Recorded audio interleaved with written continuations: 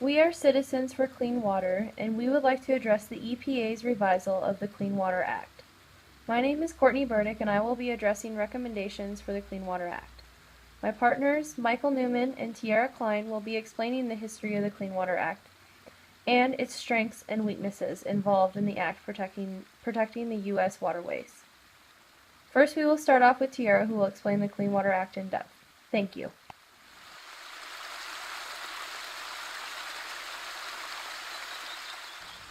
The Clean Water Act was established in accordance with the Federal Water Pollution Control Act of 1948, which was the first comprehensive statement of federal interest in the waters of the United States. The goal of the Clean Water Act is to set water quality standards and regulate the discharge of pollutants. Public concern led to an amendment in 1972 which incorporated regulating pollutants discharge, setting wastewater standards, and made it unlawful for pollutants to be dumped into a waterway without a permit. Because this was the first major U.S. law to address water pollution, more amendments followed the amendment in 1972. Along with this revision, goals were established to have a zero discharge of pollutants by 1983 and create waters that were fishable and swimmable by 1985. Even with these goals in mind, a couple more revisions were added, one in 1981 and 1987.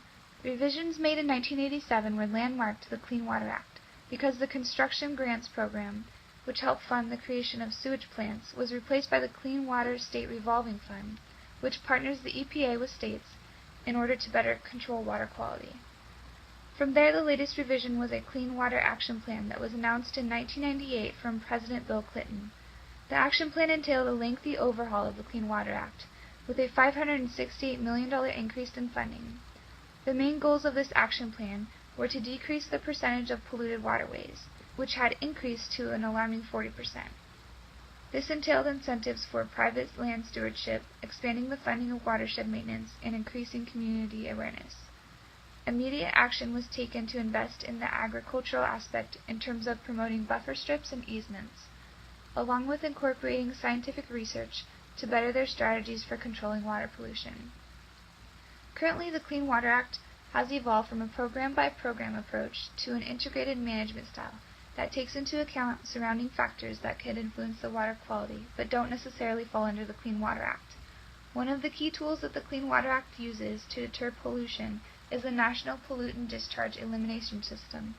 This law requires the use of a permit before any pollution is discharged into a body of water.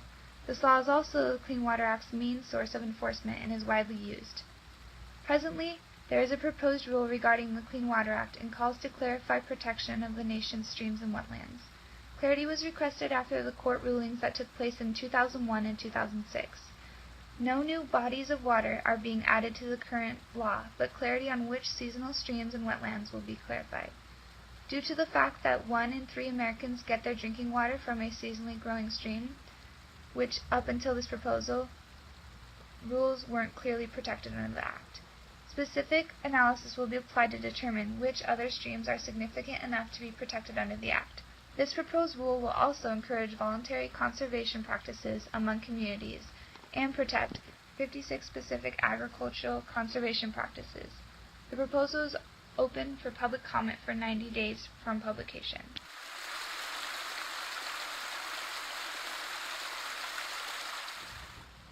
Due to the fact that the Clean Water Act impacts virtually every U.S. citizen, the largest group of stakeholders would be the general public. Even though this is the largest stakeholder group, it can only be as powerful as it is educated on the current water issues and standards. Therefore, the other stakeholders that carry most of the jurisdiction in carrying out these policies are the Army Corps of Engineers, the Environmental Protection Agency, and the National Pollutant Discharge Elimination System. These three entities, as well as the Clean Water Act, all play the largest role in the stakeholder position as far as implementing decisions that are made. Members of Congress, environmental groups, state and local officials, and agricultural owners have been the most impactful stakeholders in the last decade. There are over 50 non-government organizations requesting clarification of the Clean Water Act in order to better serve their communities and families. Thanks to these various organizations and state and local officials, a rulemaking on the Clean Water Act is underway. The main reason stakeholders ordered for rulemaking on the Act is partly due to unmanaged waters and lack of clarity on water coverage. Under the Clean Water Act, there are currently 36 states that have limitations on what waters they are able to protect. Yet with the help of stakeholder input, more law enforcement will be put in the hands of the local government agencies instead of the NPDES and EPA. Therefore, the hope is that the community-led organizations may become more invested in the decisions involving our nation's waters.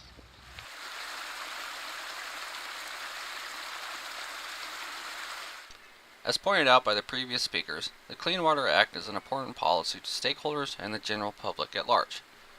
We feel that the proposed ruling is an important step toward meeting the Clean Water Act goals of protecting U.S. waters for those that rely on them for a healthy life. However, after review of the proposed ruling, we feel that there is still room for concern as to the way that the Clean Water Act is managed, and would like to point out what we feel are some weaknesses in the management strategies, while also making a few recommendations. Under current policy, the Clean Water Act does well at addressing point source pollution, and we feel that the proposed ruling will strengthen this by increasing the waters that will be protected under federal regulation. Since the use of the National Pollutant Discharge Elimination Programs, there has been a steady increase of water quality throughout the country. As technologies and more information is known from research efforts, these programs will likely continue to provide a good water quality management option. However, programs such as these are often expensive and take a long time to put into practice when new waters are listed on the 30D list. As such, we feel that the proposed ruling should also consider some alternative management programs that would encourage local stakeholder engagement. We feel that the current management used to regulate the Clean Water Act is weak as it pertains to the community engagement opportunities. We understand that the proposal provided initiative programs to farmers and ranchers, and we feel that other such programs for state or local stakeholders should be employed. In the state of Oregon, there are several examples of farmers coming together and working with local DEQ to address water quality issues before these waters ended up on the 303D list. Actions such as these are often resource demanding by local government. Despite this, to this day there are many examples of successful community action that have prevented some of Oregon's waters from being placed on the 303D list. In light of these successes, we would like to see some sort of adaptive management strategy added to the proposed ruling that would try to learn and improve community-type management options. Like we said already, TMDL programs are an option shown to work, but we feel that a community approach will also have benefits. We feel that a community approach will provide cheaper and more resilient management options for some issues, and would like to see more incentive programs. While we do feel that the Clean Water Act does need to look at a more community-based management options, we still feel that TMDLs are important. We would like to see the community-based management supplement TMDL programs when possible, but not completely replace these regulations. By including both TMDL type programs and community-based management programs, we feel that non-point and point source pollution can be addressed and help the Clean Water Act achieve its goals.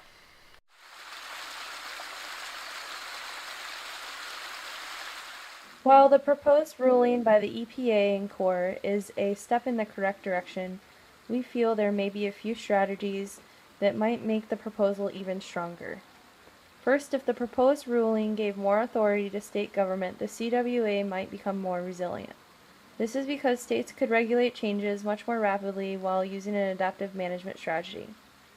In addition, a blank regulation such as Section 303 and TMDLs might not be necessary if states were able to look at alternative restoration methods. Second, agricultural land is seen as an underlying problem to water quality. Creating new rules and regulations to address non-point source pollution would significantly help meet CWA goals. Agriculture often produces excess nutrients that can enter aquatic systems and reduce their quality.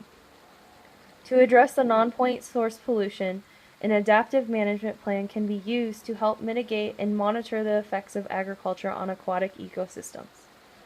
Due to the increasing stress excess nutrients impose on aquatic habitats, an ecosystem-based management plan can be implemented to increase the goals of the CWA. For example, instead of just using TMDLs, the proposed ruling might require the restoration of riparian zones because they offer buffers that filter out excess nutrients while shading waters, all while improving the aquatic habitat. In addition, the proposed ruling could provide incentives programs that encourage landowners to combine community efforts to improve and maintain water quality standards. Incentives might include programs that encourage the restoration of riparian buffers or compensation for not removing or working near these corridors. According to the Department of Oregon of Environmental Riparian Buffers, these can help increase water quality and help states meet federal quality standards. Last, the CWA can take advantage of the world's ever-growing technology. Using technology such as scientific ecosystem modeling can help predict how aquatic systems will respond to climate change. Modeling for different scenarios such as catastrophes or invasive species might reduce some of the uncertainties associated with the CWA and climate change by showing how the aquatic habitat will respond. Due to the many uncertainties climate change will bring, scientific modeling can show what management plan will restore the habitat and create a resilient ecosystem. Modeling might also be used to simulate restoration projects to help management determine if actions are economically responsible. The current CWA proposal does not apply the management strategies that use modeling for decision making. In order to better represent the management strategies available to decision makers, it seems that the proposal should also look at including provisions that allow the use of modeling to help guide management sources. It is clear the Clean Water Act has come a long way since 1948, when U.S. first established regulations for pollution. Ever since then, it has been the goal of citizens and the government to provide safe drinking water in the United States. The revisal of the EPA is a huge step forward, addressing many issues that previously were unclear. It is now our duty as citizens to recognize the Clean Water Act and provide our thoughts and knowledge for the EPA. Because there are a few weaknesses in the CWA, we would like to see these addressed by alternative management methods, preparing the protected waters for future climate change. Because Earth's fresh water is only 1% of the entire water supply, it is important to protect waters and protect them to their full potential. As discussed, scientific modeling, ecosystem-based management, community-based management, and adaptive management plans can all create alternative methods to restoring and protecting the U.S. water. Consider our thoughts and remember, climate change is at the forefront, making it imperative to use alternative management plans. Thank you.